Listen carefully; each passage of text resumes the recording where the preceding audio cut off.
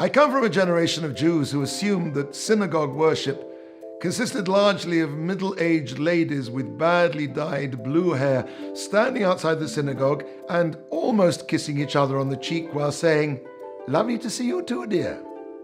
Now, concluding that this was the sum total of Judaism and finding that this particular mode of worship somewhat lacking, large numbers of my generation hightailed it off to the Himalayas, where they are currently watching their navels and waiting for something to happen. Well, I have news for them. Nothing happens when you watch your navel except getting a stiff neck. Then again, we always were a stiff-necked people. About those blue-haired ladies, though, they made a mistake. They failed to notice that lying dormant under those blue rinses was a kind of spirituality about which we could not even guess.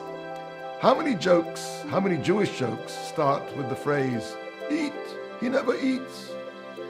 The caricature Jewish mother complains continually that her offspring are dying of hunger, in spite of the fact that their daily calorie intake would support a thoroughbred racehorse. Behind every joke, however, there lies a truth. It may be a distorted truth, but a truth nevertheless. Judaism is unique in that it views the body neither as an enemy nor as a bacchanalian banquet, but rather as a resource. The body is not only capable of spiritual elevation, but it's created for this purpose. The body's deepest satisfaction comes from being correctly used in the service of the soul.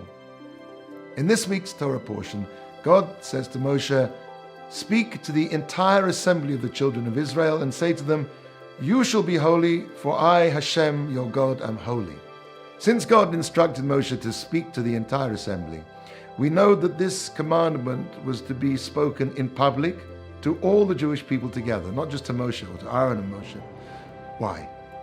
What is it about the command to be holy that requires that it be communicated to everybody together? The answer is that the holiness that the Torah seeks from us is not a holiness of separation, denial, monasticism, and seclusion.